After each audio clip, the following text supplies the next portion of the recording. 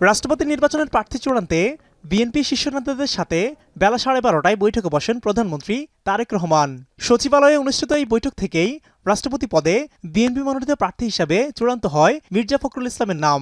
এরই মধ্যে দলের মহাসচিব ও স্থায়ী কমিটির সদস্য সহ অন্যান্য পদ থেকেও পদত্যাগ করেছেন তিনি। আগামী 20 আগস্ট অনুষ্ঠিত নির্বাচনে তার প্রতিদ্বন্দ্বী জামায়াত নেতৃত্বাধীন 11 জোটের প্রার্থী অলি আহমদ। সংবিধানের 70 অনুচ্ছেদ অনুযায়ী ভোট হওয়ায় মির্জা ফখরুল দেশের 23তম রাষ্ট্রপতি হচ্ছেন, সেটি এক প্রকার নিশ্চিত।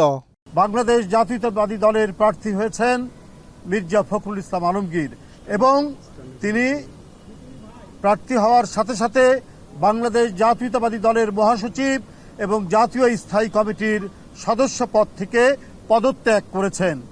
এদিন দুপুরে রাষ্ট্রপতি পদে মনোনীত প্রার্থী মির্জা ফখরুল ইসলামের নামে সিইসির কাছে মনোনয়নপত্র জমা দেয় বিএনপি। প্রস্তাবক ডক্টর মঈন খান ও সমর্থক হয়েছেন বিএনপির স্থায়ী কমিটির সদস্য গয়েশ্বরচন্দ্র রায়। এ সময় রাষ্ট্রপতি নির্বাচনে 11 দল অংশ নেয় স্বাগত জানানো হয়। সংসদে গণভোটের রায় বাস্তবায়নেরও প্রতিশ্রুতি দেন তারা।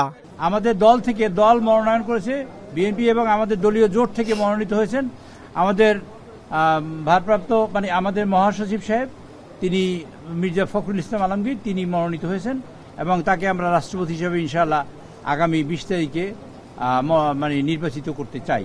গণভোট পুরোপুরি মাইনেও করা যাবে, না মাইনেও করা যাবে, কিন্তু আমরা মানব। সেই গণভোটটা আমরা প্রতিফলিত করব পর্যায়ক্রমে, পালাক্রমে সংসদের মধ্যে। এর আগে সকাল 11টায় নির্বাচনী কর্তার কাছে মনোনয়নপত্র জমা দিয়েছে 11 দলীয় জোট। এতে প্রস্তাবক হয়েছেন জামায়াতের আমির ডাক্তার শফিকুর রহমান, সমর্থক এনসিপি নেতা আব্দুল্লাহ আল আলামিন।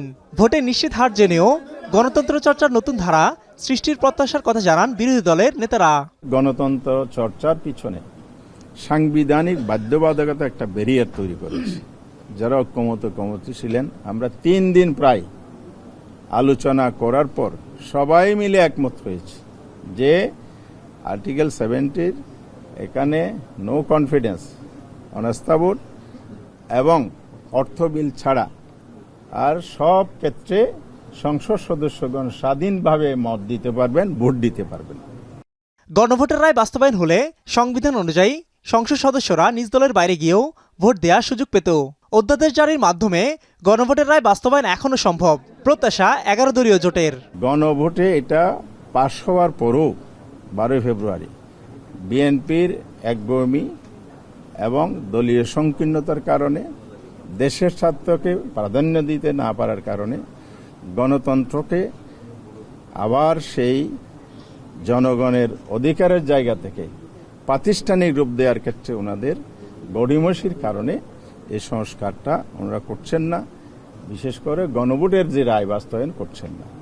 গণভোটের রায় যদি বাস্তবায়ন হতো তাহলে আজকে আমরা আশা করতাম কর্নেল সাহেব বিপুল ভোটে বিজয়ী হতেন।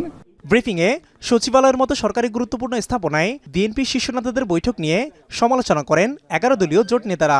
পরিবর্তন চান না বলেই পরিবর্তন হচ্ছে না। মিয়া আমিরুল, এখন, ঢাকা।